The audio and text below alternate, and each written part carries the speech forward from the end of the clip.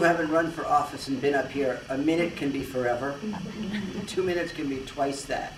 So now we'll go into a little bit, you get to expand a little bit about why you're running and why you want our support, and hopefully we end up falling on the floor applauding you and how wonderful you are. So we all hope that happens to all of you. So when I approach the podium, your 2 minutes are out there. Okay. Again, thank you all for being here. I began public service and public speaking when I was 13 years old, coming out of North Pole Middle School. I noticed a trend and a problem with the number of the students in our community, and that certain population or subgroup has become a very growing, rapidly growing group of students, and many of these students are falling through the cracks. This group of students that I'm referencing is the skateboarders of North Pole. On the last day of 8th grade, I walked into Mayor Jacobson's office and I said, "Mayor Jacobson, we have a problem. All of my friends, they keep getting kicked out of everywhere. They've been kicked out of the flood project. They've been kicked out of Safeway parking lot. They've been kicked out of our schools. For what? For skateboarding? Fairbanks has a skateboard park. We need a skateboard park in North Pole, Mayor Jacobson." And he said, "Jessica, you're absolutely right. And you're also extremely right. So why don't you do something about it?" Okay. And with that, we walked into the city planner's office, selected a piece of land that would be appropriate for this function, and I contacted the Ford Family Trust, who owned the land, and they donated it to us for that purpose. The next question that came up was insurance. What are you going to do about insurance? Isn't that a high-risk activity? No more high risk than football or hockey per se, but I didn't see that as a problem. I see that we are continually faced with great opportunities that are brilliantly disguised as insoluble solutions. I've been blessed with a mind that just thinks and thinks, and the ability to convey my ideas, often in a persuasive manner, to share these ideas and make great changes. We partnered up with the North Pole, or with the Midnight Sun Lions Club, and they helped us to charter the North Pole Extreme Leos. With the Leos, we had the $3 million insurance policy that we needed to go forth with our project. I was able to meet with John Shockey, who was the project manager for the Corps of Engineers at the time, and he not only agreed to allow these students back into the flood project, but also offered to clear, level, and survey the land for us. As a young student, I learned about what pro bono really meant when we worked with Merrill Jantz to do the architecture work. We joined up with the Rotary Club, who provided us with everything else that we needed, and again, I just think that I have a creative mind that never stops thinking, and really unique insight and fresh perspective into the needs and challenges facing today's students.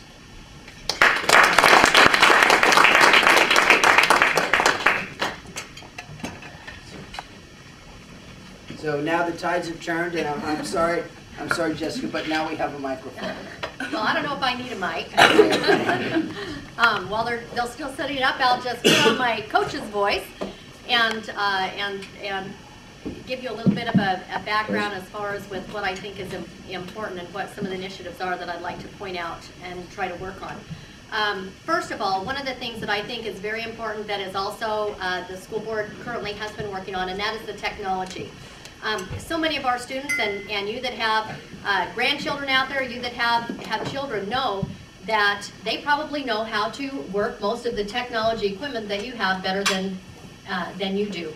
And so I think it's very important that the school board, that they went ahead and set the initiative for the technology, not only to help educate the teachers, because that's what they put this team together for, so that there's a team of technology teachers that will be going around, and they'll be assigned to different schools, and they will be working with the teachers within those schools to get those teachers all up to par on technology. And the importance with this is that this is where our students are. They're in a technology world. And we have got to provide them the means that are going to keep them engaged, that are going to help them to keep interested, and being able to train our teachers so that they know how to utilize some of the great technology that is out there to better enhance their lessons, to better enhance the experience that the youth will be facing in the schools, and also, I think, to prepare them for the universities and colleges that they will be going to.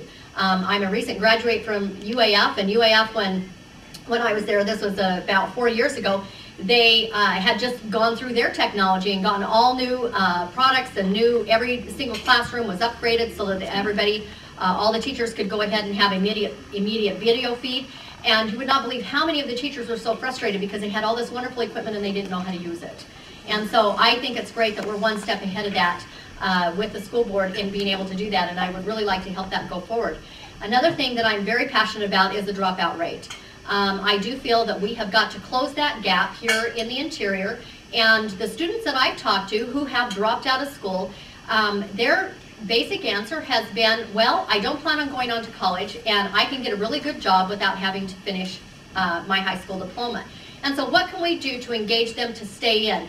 Partner with our businesses, partner with our local community to offer internships to these students to help them. Once again, there is a benefit by staying in school because now you are going to receive this extra training.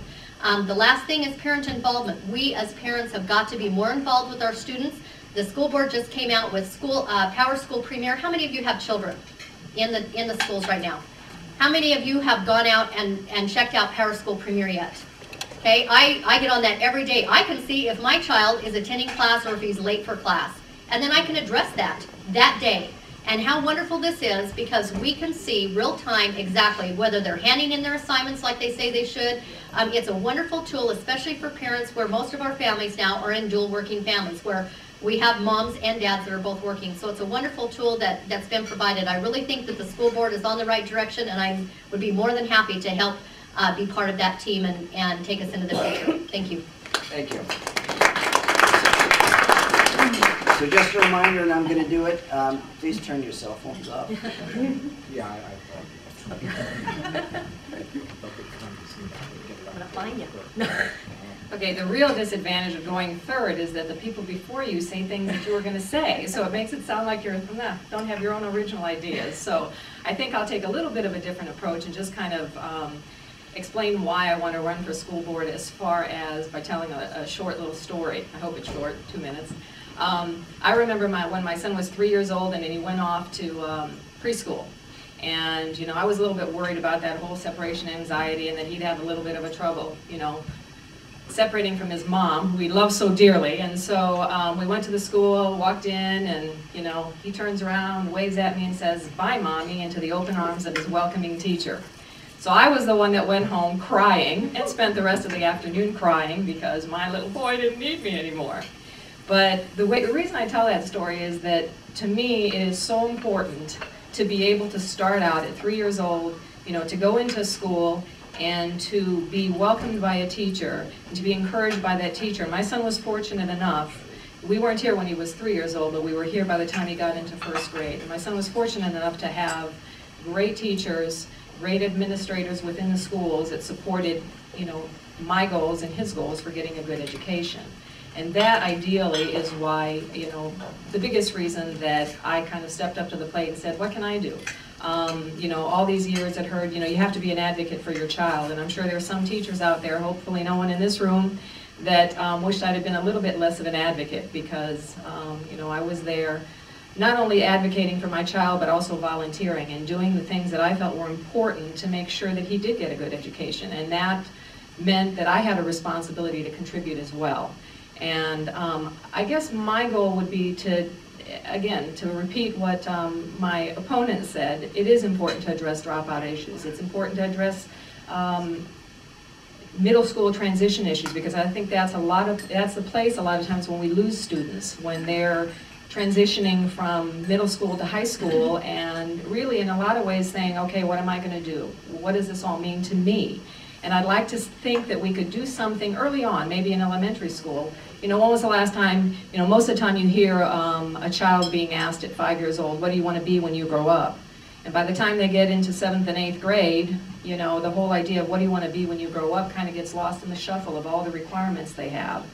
So I guess I'd like to advocate for that at this point, is advocate that we address career counseling and career education for students early on so that by the time that they get into 7th grade, they're passionate and they want to get into high school and say, you know, this is what I want to do and I know I need to do this to be able to succeed in life. And so just generally speaking, as I say, you can read basically my position on issues and everything else in my little bio, but I appreciate your support and your vote.